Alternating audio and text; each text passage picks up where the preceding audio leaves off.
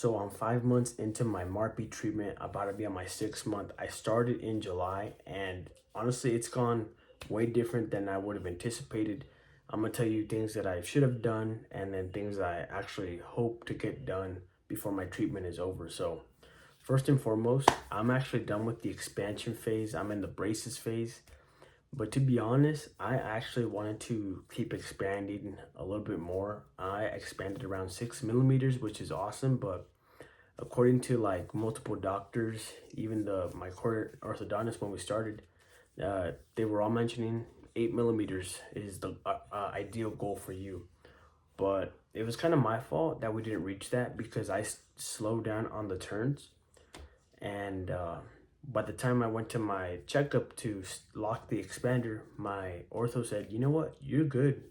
You're good to have this locked and, proceed to the next step. And I was like, you know what, I'm good. But I thought I had 8 millimeters at that point. But when I saw my scans, it showed around 6, maybe 7. So I'm like, I don't know. I want to keep going. However, I was hesitant because of the noticeable asymmetry that I have gotten with every millimeter. So before the expansion, my face was more narrow, like it's gone wider, which I do like. It's a more, I would say, masculine. It shows, like I developed better. But what I didn't know is I had a pre-existing asymmetry on my upper jaw. My upper jaw was kind of canted, so the expander, I'm not sure if this is the expander's fault or it's just my current, setup of my jaw. But one side actually expanded forward and downwards, and the other one expanded, it expanded how it's supposed to, but I think it went higher, and by default, maybe it went a little bit backwards. I don't know. Or it was just, normal expansion, but it just expanded the current asymmetry that I have. So if you could take a look at my teeth, you can see that this side is lower, and I can feel it. I have an open bite right now.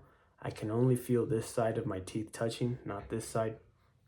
It's gone better with the braces. Like before I put the braces on, it was much worse, but with the braces, it's gone better, but it won't be enough.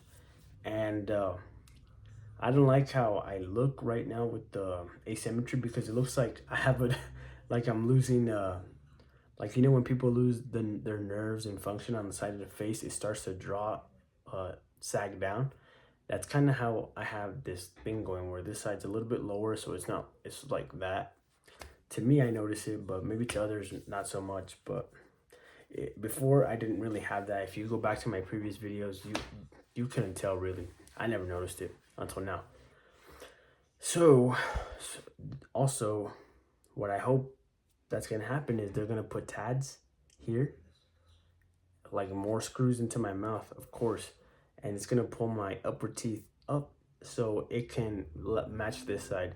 And the reason for that, besides normal elastics that attach down here, is I've never had a gummy smile, and this gummy smile in person is way worse, in my opinion. Even with the selfie of the iPhone camera, like I just, like before I thought my smile was bad, but honestly I had a really good smile before this. But with the gummy smile on one side and the higher open bite side on the other opposing, it's just that disproportionate imbalance, asymmetry is just, so I'd rather have my smile look like my left side, where you don't see any gum show or minimal. You see, like I prefer how it looks like this versus this. Maybe just by looking at one side at a time, it ain't bad, but when you look at it from a headshot front view, to me, it just doesn't look good. So hopefully, maybe the plans change and I go back to expanding a little more. I could expand right now, to be honest, but it would mess up the plan, and I don't know if my lower jaw can handle more, because if I overexpand, then I'm screwing myself from a perfect bite. So I gotta talk to the potential surgeon that I'm going to talk to here soon and see what the plans are, and my ortho. So back to the point. So the Marpie I got for sleep apnea reasons, guys. If you go to my previous videos, I had a very nasally voice. I might still have it, but I don't have it anymore like I used to. Like I can breathe through both my nostrils. Like, see that? Air is getting sucked in through both sides. Before, it was so horrible. With every millimeter I expanded, like the exponential benefits, like the benefits were exponential with every millimeter. It wasn't linear like with, because your air volume, it doesn't expand linearly. It's exponential because it's multi-dimensional. There's up and down, there's width, there's diagonals. There's many different forms to measure your nasal cavity. So with every millimeter, it expanded my nasal cavity, thus being able to breathe through my nose way more. It wasn't 1+1, it was like 1+2, and then the third millimeter was +5, and then the millimeter after that +10. So if I get 2 more millimeters at my current 6, guys, it's gonna be a bigger jump from 6 to 7, or 6. No, it's gonna be a bigger jump from 6 to 8 than it was from like 1 to 4, or even 1 to 6, because at that point my nasal cavity is gonna be huge. The one thing I do like about my Marpie is like my smile. It's very wide now, and I honestly want it to be. I want it to be so wide. I want the 8mm so bad, so like you don't see any shadows at the corners of my mouth. Because when I used to smile head on a selfie, I could see the dark corridors. You know, the dark shady areas here, like that. Like I have to really like pull my cheeks out so you can see it. But now it's all my teeth, even the ones in the back, it like covers those corners. So it's, when I smile, it's all teeth. It's not that shallow, two dark tunnels next to my teeth. And if you're not educated about skeletal anatomy and breathing and all this area, you probably don't notice the differences between people's set of teeth when they smile. You just see straight teeth and you're like, that's good enough. But when you're into the space, you're gonna notice that a wider smile with a full, like where you can see all the teeth, even your molars in the way back. If you can see all those teeth, like look at Margot Robbie. If you look at her smile, it's perfect because you can see all of her teeth. Her jaw is very wide and very forward, so it's like perfect, 10 out of 10. But if you see a sleep apnea patient like myself, I might have a little bit of forward growth or a too narrow, so the smile is not the most aesthetic. Everyone's different, but ideally you want a wide smile with a lot of forward projection right here, in my opinion, because it looks really good. So back to the main point, the Marpie has been good. It's been hard, to be honest, because I got the braces, which change your speech, and the device. Right there, you can see it. It's drilled into my bone. It doesn't hurt at this point. It's been months since I gotten used to it. It's just like part of my body now. So overall, I would say it's been a really good investment. It's changed my life. I don't know if it's cured my sleep apnea.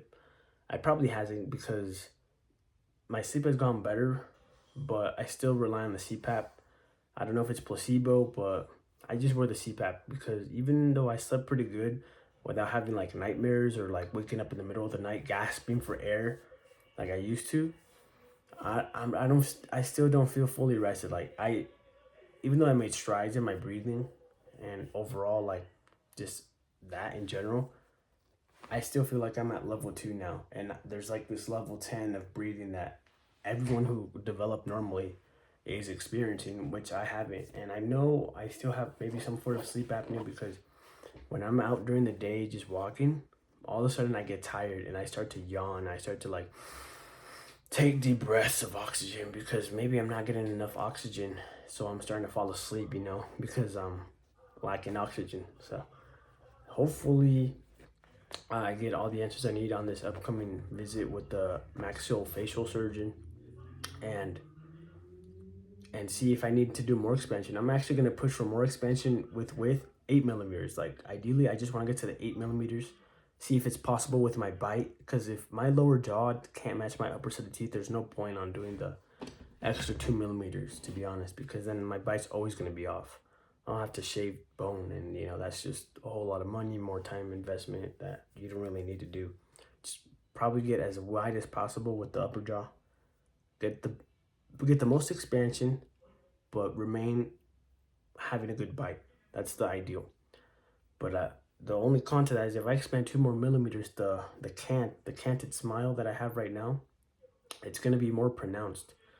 And honestly, like I'm already living with it, but I don't know how bad it's gonna get with 2 extra millimeters. Like I look like a freak, and I know it's like looks aren't everything, but compared to where I was before, guys, and to where I'm gonna look like if I expand even more, or even where I'm at now, like to me, it's I don't like it. It's like I don't want to be self-conscious about it, but man, I don't want to look like I want to look my best in my 20s while I'm still pretty young. So ideally, this week I'm gonna get the consultation, like I said, about the TADs.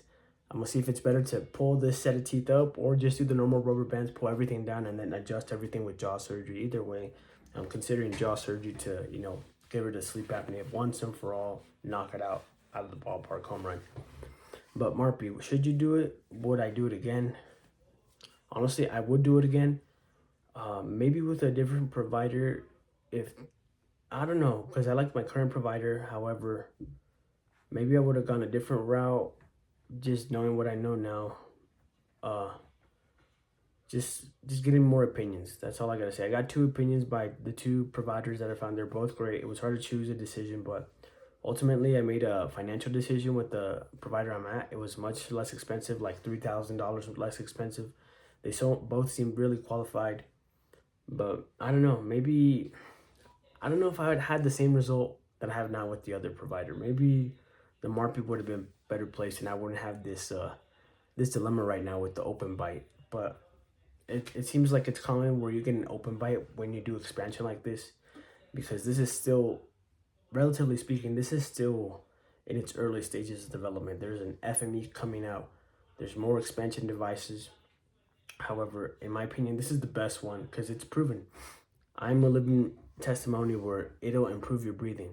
However, I'm not sure if it'll improve every part of your breathing, because there's a nasal cavity and then there's your airway right here on your jaw, on your throat, right? If you move the jaw forward, all this opens up. However, doing this all day, jutting your jaw forward, it's not gonna do really wonders for you because you're just straining your anatomy, and you're not biting correctly. It's your upper jaw needs to match the lower jaw. Like everything needs to be proportionate with each other if you want to, breathe really good. So in order to permanently change that, you have to do jaw surgery. There's no other way, unless you're a little kid whose bones are still changeable with puberty and development. But as an adult, you got to do jaw surgery. So sleep apnea, if you have sleep apnea, do the Marpie. If you have a narrow smile and you just hit your smile, like whenever you smile, you're embarrassed because you have all that dark space here, get a Marpie, guys. Just like, if you have money to spend and you're young, you just want to improve your aesthetics, you got to do it the right way, which is changing your skeleton. Don't change your teeth. Don't do all that. Everything else that you have, like your eyes, your skin, your hair, none of that really matters. What really matters is your anatomy, because your anatomy determines your function. And if you achieve perfect function, you achieve perfect anatomy. Therefore, you achieve the best aesthetics for survival. And the best aesthetics for survival are genes that are most likely to get passed down. So by default, you're more likely to be perceived as attractive just based on all that logical reasoning, because attractiveness to us is really genes that we want to procreate with and pass down to the next generation, because we see them as subliminally, we see them as highly successful to survive and thrive. That's really it. So achieve function, everything else comes into play. So that's why I did the Marpie. And honestly, I look way better with a wider face. It just needs to, even out here. And honestly, I look golden. But then I'll still see if there's more area for improvement, which is, not only is it expanding this way, but expanding this way just by, manipulating these jaws a little bit, a centimeter or maybe 2, if that's a lot. So if you're a jaw surgeon, a surgeon, maxillofacial surgeon, or a Marpie provider, drop down in the comments below. Or if you're a Marpie patient, drop down in the comments below. This treatment needs to be known by many more people. I think it can really change people's lives for the better, because like I have a CPAP machine right there. I use it, but I can go to bed comfortable on a vacation, that I'll be all right. I'll be all right with my current anatomy and what it's able to do. I won't be choking in my sleep. I won't be snoring like a madman. So overall, I would definitely recommend this. I like the Marpie. What else should you know about the Marpie? Oh yeah, it's gonna be painful the first few days when you get it installed. I've never taken drugs for pain until I got the Marpie, guys. That's how annoying and insufferable that was, because man, it was, my gums were inflamed. Everything sucked the first 3 days. I thought I was like not gonna die, but it was hell, to be honest. Like always like this burning sensation in my mouth. I was like, man, when can this go away? But I got over it, and then little by little, when I expanded, guys, like it just felt really good to separate my bones and feel all that space being created. That's what I really enjoyed about the expanding part. And once I got to, like, honestly, the reason I slowed down is because now I remember I had these two. Now I don't know if they're tads, but like these two metal things attached to my molars, right? And it was reaching the point where my smile was getting really canted, and I think the force on one side of the metal bars that was attached to my left molar, I remember it was the force was being applied in a weird position where it started to move my molar, like I could feel it loose.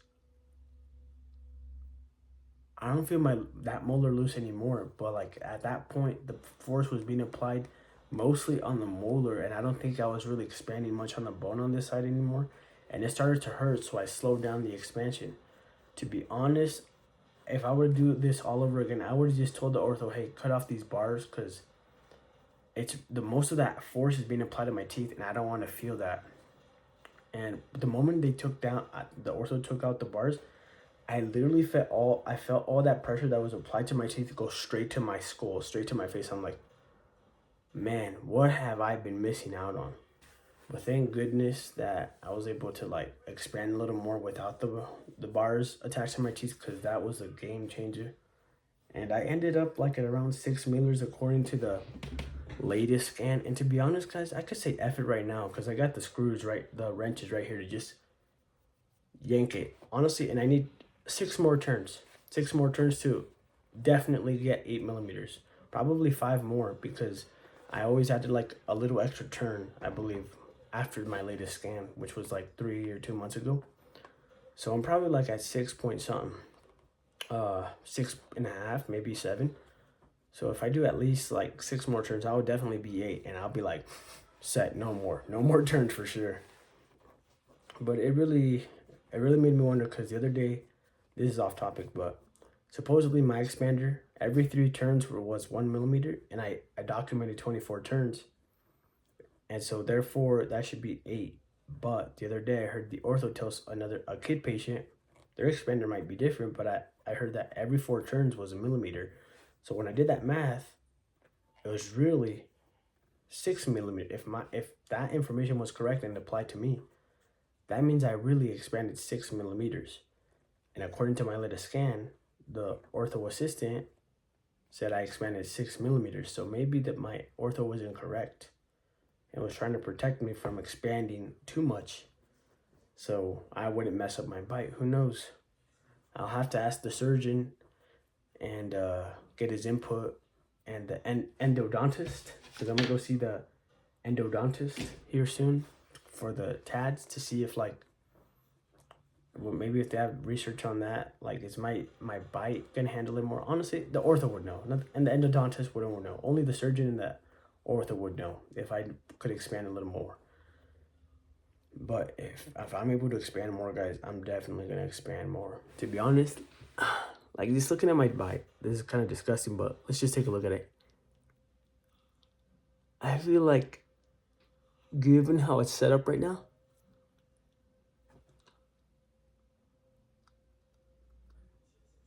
like the back molar on this side, I feel like it expanded way more than the one on the left. So if I were to expand a little more, just based on what I feel, this is disgusting. I know I'm touching my mouth. Based on what I'm feeling, is I think I would get a really good bite on this side if I expanded 2 more millimeters, but it would be too much on this side. And based on when I saw the x-rays, it seemed to me like this side expanded more, and it definitely looks like it based on the camera and just looking at myself in the selfies in the mirror.